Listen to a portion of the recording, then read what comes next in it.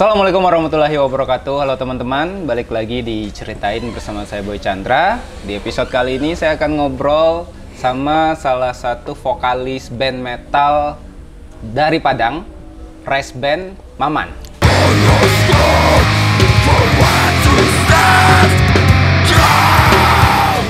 Halo, Halo Om Maman. Halo Om. Sehat? Alhamdulillah sehat Om. Dari mana tadi? Dari rumah Om. Enggak. Dari rumah. Ini ya, jadi Om Maman ini dia tuh tiap hari harus kerja dari jam siang sampai malam. Iya. Nah, kita tuh ngatur jadwalnya tuh harus mepet-mepet karena sebelum dia kerja kita harus datang. Persoalannya adalah saya tuh bangunnya siang. Itu persoalannya. Siap. Tapi manggilnya apa ya? Om aja ya. Oke, Om Maman ini bangun pagi nggak? Tidak juga Om. Tidak juga ya. Ya, kadang ada jam 11, jam 10, minimal jam 11 lah udah bangun itu Om. Oh, bangun siang. Iya, juga bangun berarti siang juga. Tapi nggak kayak saya ya. Kayak saya kadang jam 12 Tapi kalau malam begadang. Begadang ada juga sih Om. Kadang-kadang sampai jam 4, jam 3 kayak gitu sih biasanya. Sampai jam 4 ya? Iya. Nah, ini kan Om Maman ini vokalis musik metal. Iya. Res Band sekarang ya. Iya. Ada band lain nggak? Sejauh ini ada sih, cuman lagi rampung untuk materi sih Om. Tapi fokusnya di Res. Fokus di res. Oke. Nah, itu kan begadang tuh. Ngefek nggak? Untuk fisik pasti sih. Performa gitu. Performa pasti juga Om. Cuman diselingi sama latihan juga sih. Baru agak optimal juga gitu. Maksudnya, tapi kan fisik ini kalau mau rekaman Ya, mesti begadang kayak gitu. Nggak juga sih, kalau misalnya ada jadwal untuk rekaman atau gimana, biasanya tidur cepat. Oh, tidur normal ya. Normal. Kita ngomongin band metal Mm-mm. di Padang itu karena kemarin pandemi ya, terus kayaknya dingin gitu ya. Tapi karena sekarang di Indonesia kayaknya lagi banyak festival band. Iya. Band-band di Sumatera Barat juga lagi bergeliat. Ya. Ya kan? Betul. Lagi bergeliat. Kemarin juga ada acara Bingkuang Mamaka. Terus ada ini juga meet up musisi-musisi metal dan skena sesumbar yang di Pabrik. Oke, ya kan? ya. Nah, terus ini sebelum kita syuting juga ada Padang Fucking Awesome. Ya, terus ada ya banyak lah acara-acara banyak. musik. Udah mulai banyak sih Om. Yang Garang juga banyak gitu kan. Bang Maman sendiri sebagai musisi metal yang udah cukup lama lah ya. Nggak lama-lama juga sih Bang. Udah berapa lama itu? Waduh. Sebenarnya dari tahun 2011 sih Bang, dari SMP dulu ya. Nah, dari SMP dulu. Sekarang kan fenomenanya rame nih. Tapi sebelum ini sepi kan? Karena pandemi. Ya, karena pandemi pastinya. Ngapain selama itu? Selama pandemi palingan ngulik-ngulik lagu sih Bang. Kurang lebih kayak gitu, dengar-dengar musik-musik yang terbaru, terus kulik kayak gitu. Kuliknya nih sebagai latihan di rumah gitu Bang. Ini lagu sendiri apa lagu? Lagu orang sih. Lagu orang. Ya, lagu sendiri. Belajar teknik ya? Ya, belajar teknik juga gitu. Kan beberapa band luar tuh ada juga pembaruan gitu Bang, kayak teknik vokal ada juga gitu kan.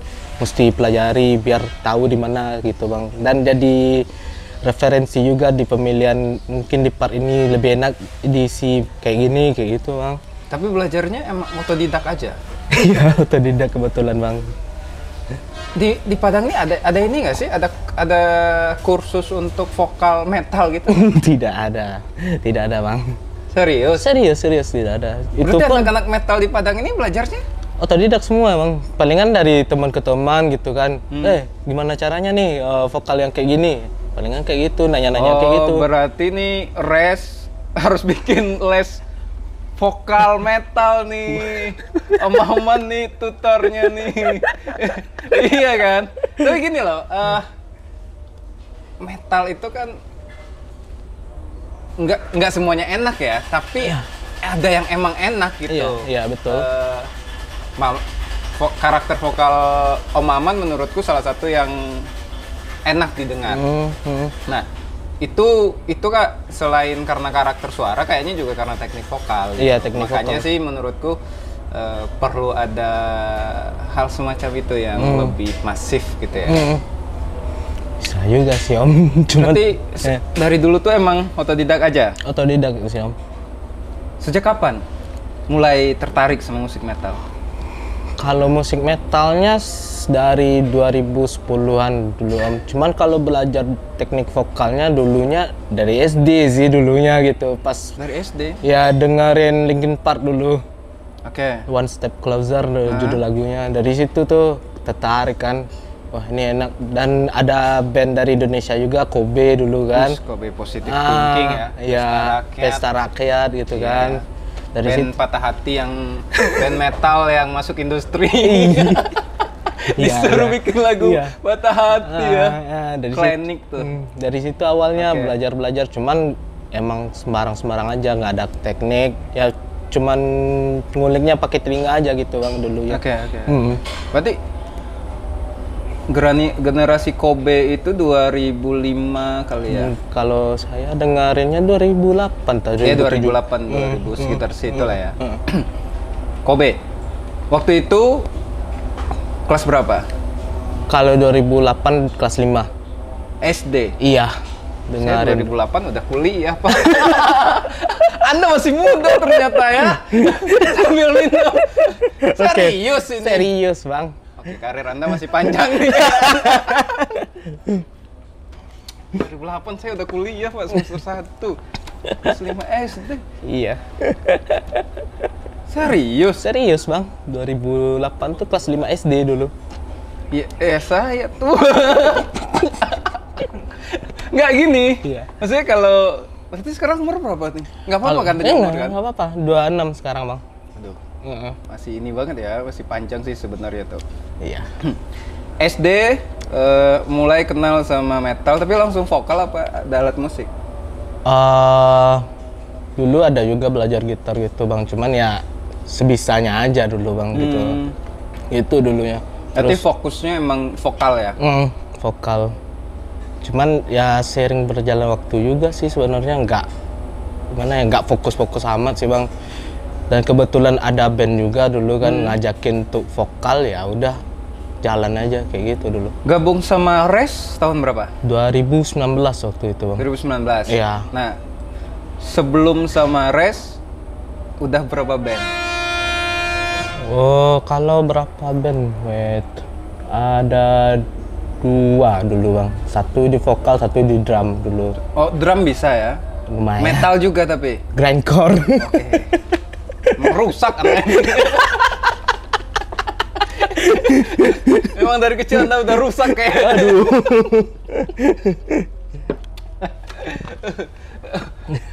Itu kan ini ya dari di mana tinggal? Di Gade ya? Iya, Gadut Bang. Dan itu kan jauh nih. Ke Padang kan cukup jauh ya. Iya. Lebih jauh 1 jam kan ya? Enggak juga sih Bang, 35-an kan. Ya, 35 ya, kalau dari misalnya nih dari rumah ke GOR 20 menit kayak gitu Bang. Masih aman. Ya, jadi Gadu itu salah satu daerah menuju perbatasan antara Padang sama Solo. Iya. Iya, Padang sama Solo. Biasanya kami bilangnya Basko Bang, batas kota. Batas kota. Batas kota yang arah ke sana. Iya. Batas kotanya. Itu kan cukup jauh kan, ke Padang itu kan cukup jauh tuh. Dan sekarang kan banyak kegiatannya di Padang gitu. Iya, banyak kegiatan di Padang. Kalau di sana, di Gadi sendiri, skena permetalan, permusikan gimana sih? Dulu sih Bang ada dari 2011 sampai 2015 waktu itu. Intens dulu tuh sebenarnya nggak di Gadui sih, di Darung dulunya gitu. Ada studio gitu? Enggak juga sih, lebih nongkrong dulunya Bang. Space gitu ya? ya? Space gitu dulunya. Terus karena ya biasalah karena kerja gitu segala macam pada ngilang gitu. Band pertama apa sih namanya? Oke, band pertama Tahanan Neraka. Oke. Tahanan Neraka. Oke, keren ya. Aku mau nanya.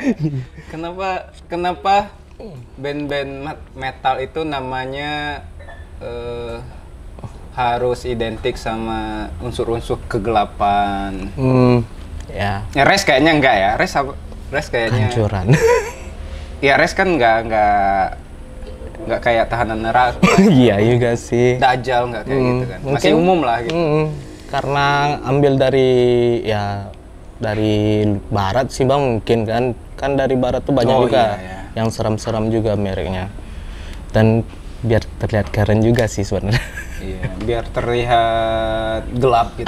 Ya, kurang lebih seperti itu. Tapi sih menurut ini saya. Takut sama setan nggak? Ada band yang saya suka lagunya tuh satanis, takut hantu kan. Waduh, ada juga sih. Tapi kalau ini vokalis metal takut setan nggak? Nggak tahu juga sih Bang. Kalau ditanyain itunya. Cuman kalau saya ya nggak begitu amat sih Bang.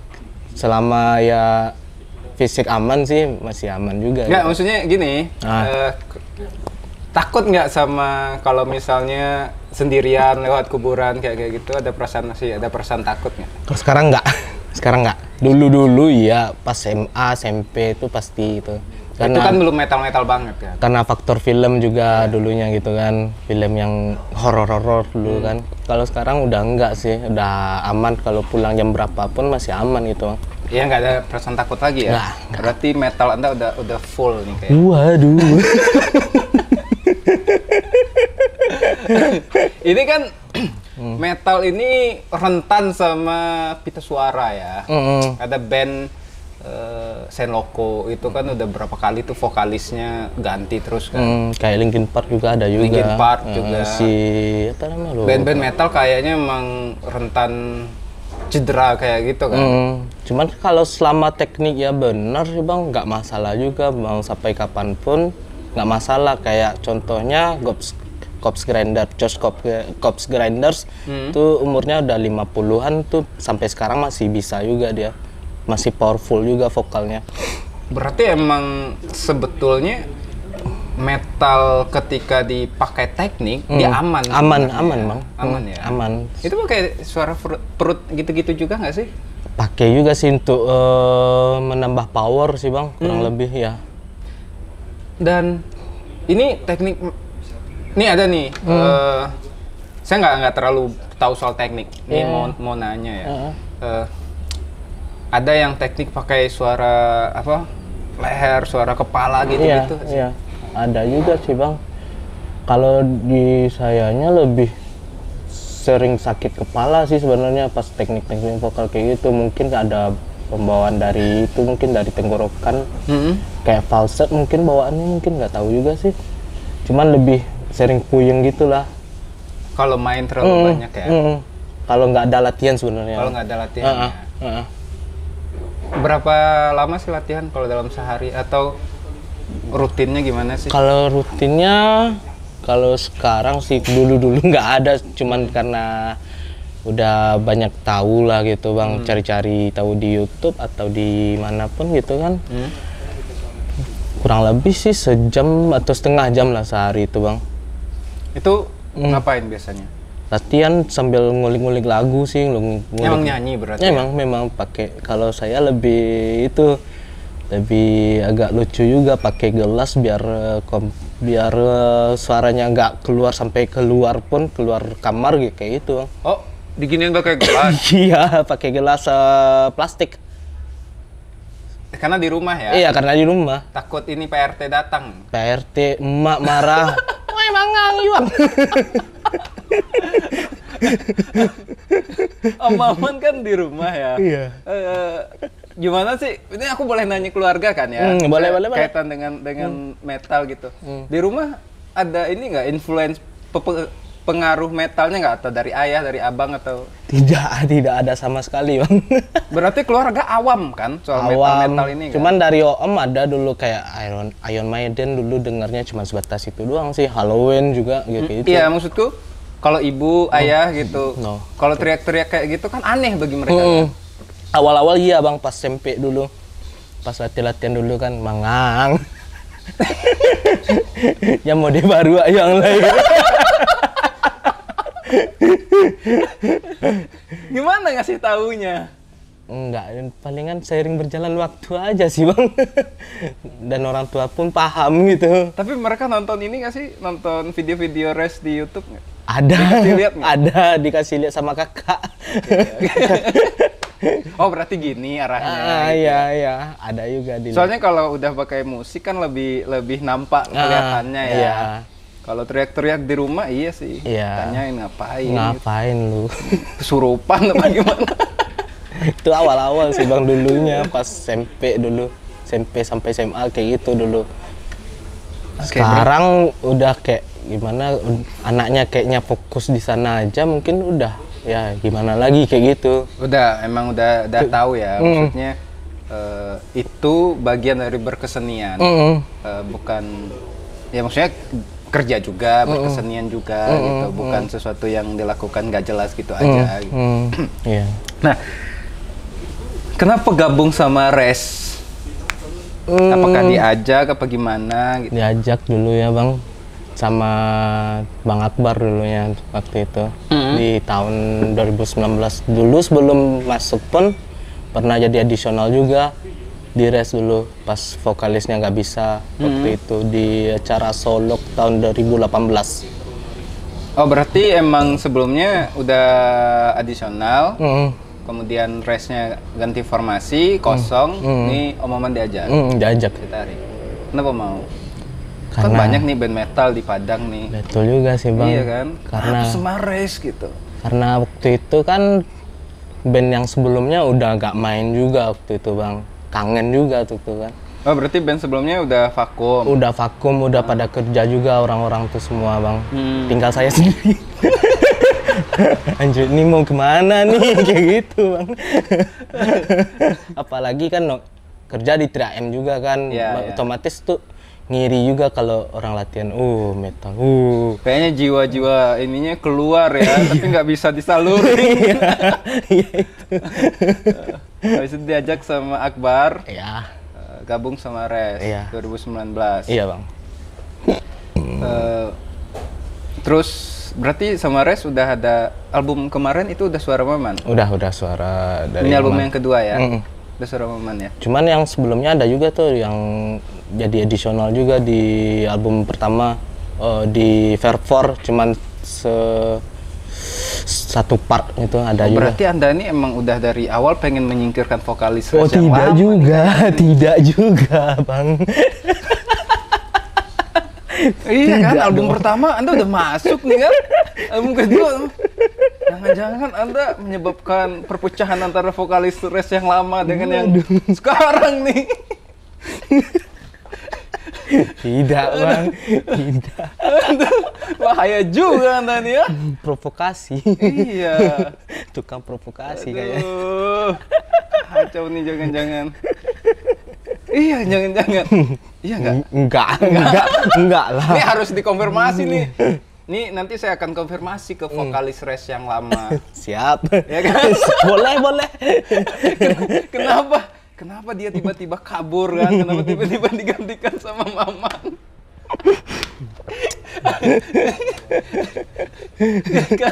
Karena gini ya, terus kan di Padang nih Om Maman ya, kita tahu lah segmen pendengar musik metal sampai sekarang sih sebenarnya udah cukup sangat lebih bagus dibanding dulu ya. Iya.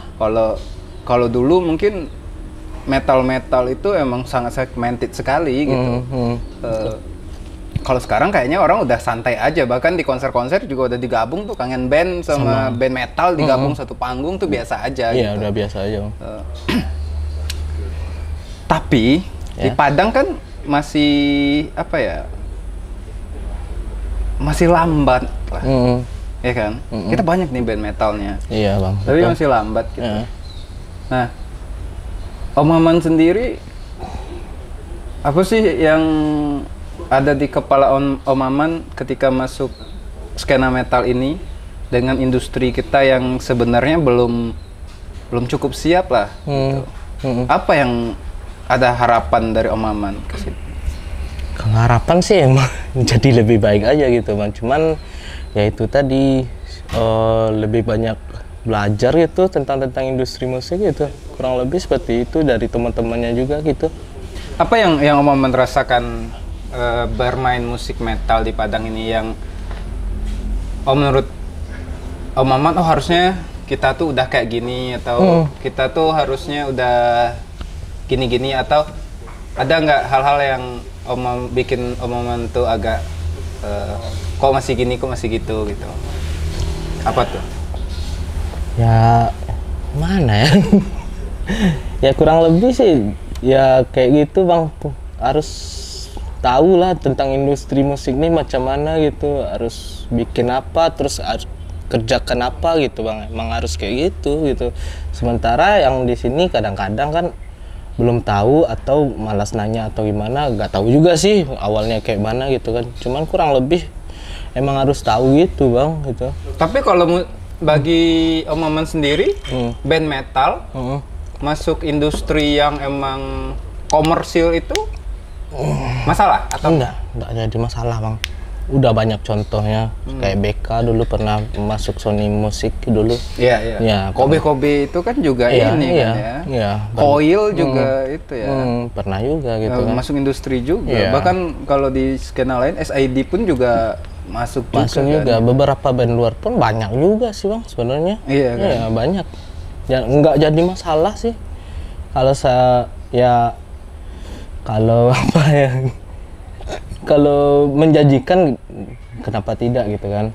Ya karena kan ini ya ketika satu bidang kesenian bertemu industri yang pas, dia akan jadi lebih besar dan punya pengaruh yang jauh lebih besar dibanding dia tidak berkolaborasi gitu dengan industri ya. Iya betul bang.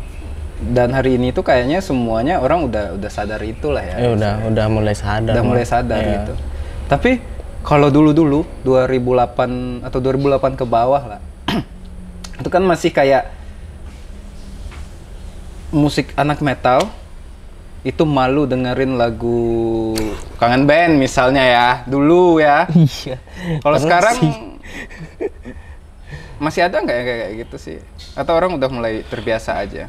Kalau sekarang udah nggak begitu banget sih bang, udah nggak membatasi diri untuk dengerin musik apapun, udah enggak sih bang. Om Maman selain metal dengerin musik lain juga nggak? Ada banyak bang. Dangdut koplo? Masih ya? Ya Adele juga ada, Aurora juga ada kayak gitu. Iya. Kalau di nambah referensi juga sih sebenarnya gitu bang. Tambah ini ya, tambah taste gitu ya, taste gitu. Iya. Selain metal nih. Di Indonesia selain musisi metal yang Om Maman suka karyanya siapa? Di Indonesia? Ya. Siksa Kubur sih bang. Paling suka. Itu metal kan? Iya metal. Selain metal? Oh sorry. Kalau selain metal di Indonesia kayak Bara Suara mungkin bang.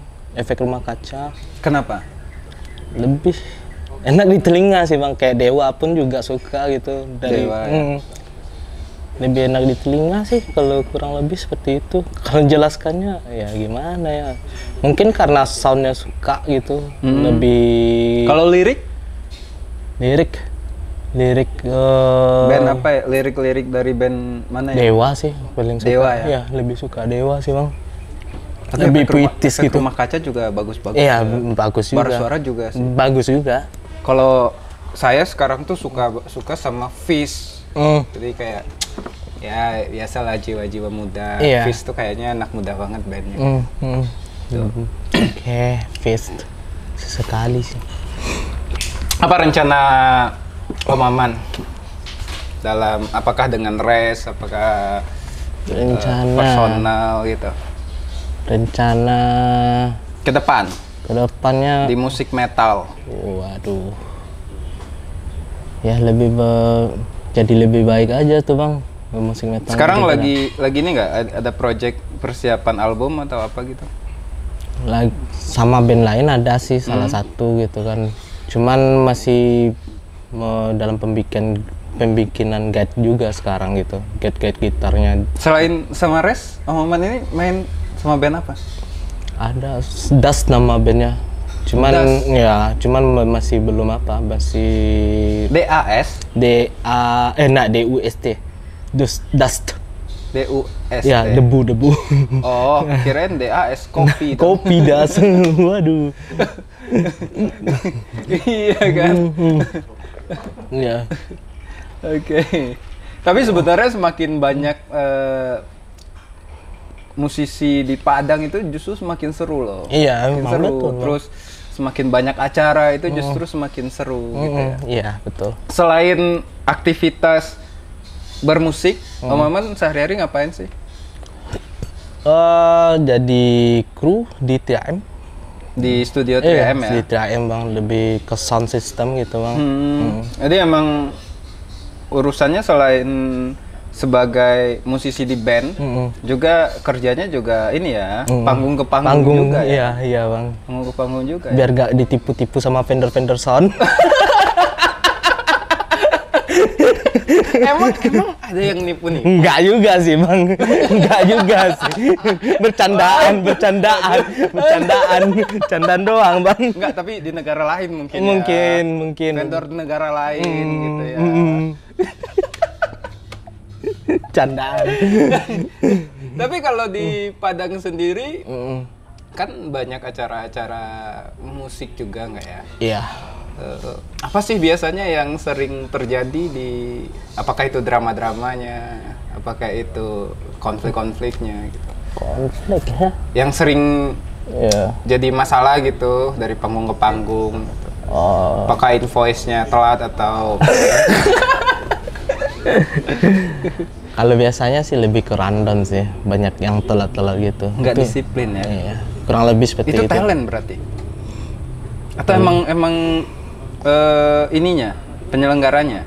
Beberapa ada juga yang gara-gara talent juga, yang terlambat datang ada juga seperti itu Bang. Itu sering kejadian? Sering sih kalau saya rasain seperti itu menurut saya gitu. Itu kalau misalnya berhubungan sama, ini kita di luar permetalan ya, Iya, karena kan Om Maman ini juga apa ya, praktisi sih sebenarnya. Vendor lah Ya. kasarnya Bang. Sama 3M. Nah, itu kalau misalnya berhubungan sama musisi luar kota, acara musik di sini itu ada yang telat-telat juga? Kalau musisi dari luar ada juga sih beberapa, cuman ya mungkin karena penyelenggaranya? Penyelenggaranya ada juga sih. Ada juga ya? Itu gimana jadinya? Ya kita mesti nungguin jadinya Bang. Ya mau tak mau gitu kan, soalnya ya gimana pun kalau nggak ada acara terus nggak jalan juga gitu. Kalau nggak ada talent nggak jalan juga tuh cara. Berarti persoalan kita tuh sebenarnya emang perkara disiplin tadi ya? Saya sih. Di situ ya? Karena kalau misalnya semuanya nggak disiplin, akhirnya kan molor kan? Iya molor acara jadinya. Kalau molor ditambah nggak biayanya? Enggak ya? Jarang. Nggak tahu. Enggak ya? Nggak tahu Bang. Tapi ini nggak soal apa ya, kalau boleh dibahasakan buruh musik lah ya, buruh panggung gitu ya.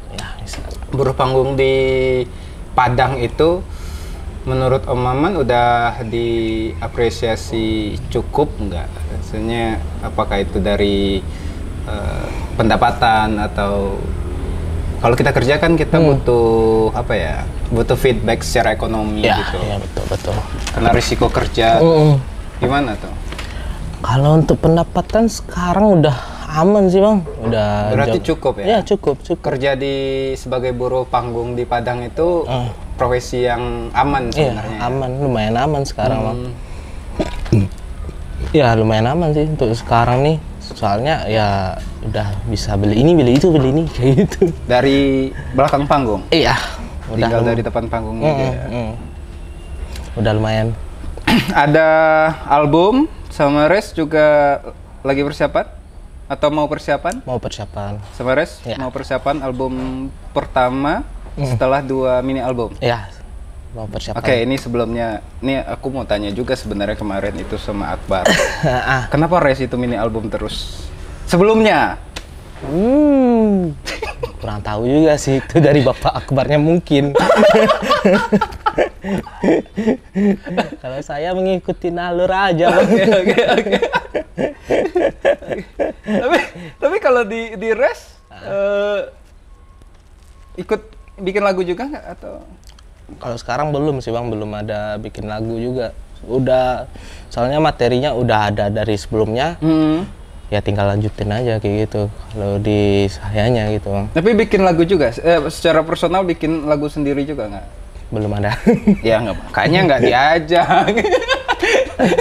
Tapi kalau misalnya kan ini ya, vokalis itu identik sama pencipta lagu. Iya betul. Iya kan? Nah, Om Maman sendiri untuk produksiannya itu udah mulai arah ke situ atau enggak sih? Enggak harus bikin lagu ya, tapi identik gitu. Nah, Om Maman sendiri ada bikin lagu gitu juga nggak? Beberapa sih ada di rumah sih, Bang. Beberapa coba-coba dulu gitu. Cuman belum dibawa ke band? Belum. Kenapa? Karena Anda mau solo? Tidak. Kurang cocok. Kurang cocok ya. Ya soalnya dulunya dari awal-awal main metal pun main death metal di Res berbeda warna dari genre death metal itu, Bang, makanya kurang cocok gitu. Ini metal ini pecahnya banyak banget ya. Lumayan sih, Bang. Lumayan. Dead, black, thrash metal. Itu. Kalau bagi orang awam ya sama aja, masih keras aja gitu. Iya, sama. Di skena metal sendiri, hal-hal kayak gitu juga ada ini juga nggak sih? Ada misalnya death metal tuh harus kayak gini gitu. Ini ada kayak gitu juga nggak? Ada. Tergantung dari influence masing-masing juga sih sebenarnya, Bang. Misalnya ya kayak dulu ada ngambil dari influence-nya Cannibal Corpse, Suffocation, Dying Fetus, ya kurang lebih macam-macam gitu juga. Kalau Black ada juga Cradle of Filth, terus Dimmu Borgir kayak gitu. Berarti emang nggak dicampur-campur gitu genrenya? Jarang sih dulu. Jarang ya? Jarang. Soalnya kan kalau indie itu sekarang kan banyak yang nyampur-nyampur. Iya. Dicampur aja gitu. Iya, unsur lain masuk aja. Masuk aja. Kalau sekarang sih udah lumayan banyak juga orang-orang yang di luar pun udah banyak campuran-campuran gitu, Bang. Kayak ada progressive death metal ada juga gitu kan. Cuman genrenya udah lama juga sih progressive nih. Ada juga. Terus kayak black and death metal ada juga gitu. Black campur sama death kayak gitu. Apa lagu yang hampir selalu Om Maman dengerin setiap hari? Walaupun nggak tiap hari ya. Pokoknya lagu yang paling sering didengarin dalam setahun. Setahun ya? Sebenarnya lumayan banyak sih, Bang. Tiap hari tuh sering tukar-tukar juga sih lagunya. Satu lagu yang kayaknya tiap denger lagu harus ada gitu. Oh ya. Palingan ya Siksa Kubur sih, Bang. Paling sering didengar dulu judulnya Berbangkai itu. Siksa Kubur ya? Iya. Karena ada puisi dari W.S. Rendra juga itu. Di situ bikin suka juga gitu. Sebatang lisong. Lupa. Berarti emang didengarin terus ya? Iya. Oh iya, itu si Sebatang Lisong tuh yang soal cukong-cukong itu. Iya. Yang tentang buru bangkai. Iya. Oke, Om Maman, kayaknya untuk perkenalan cukup. Iya. Om Maman apa Instagramnya? Ir.Mantole 13. Ir.Mantole 13. Nanti kita pasang di sini. Siap. Yang pasti sih kita nungguin album Res yang baru. Yang baru. Full kan vokalisnya Om Maman kan? Iya, full. Itu ada rencana kapan itu? Ada bocoran nggak dari Resnya? Belum ada. Belum. Ya, belum ada. Tahun depan atau tahun ini? Mungkinan tahun depan mungkin. Awal tahun depan. Awal ya? Okay. Pertengahan mungkin. Takut ya.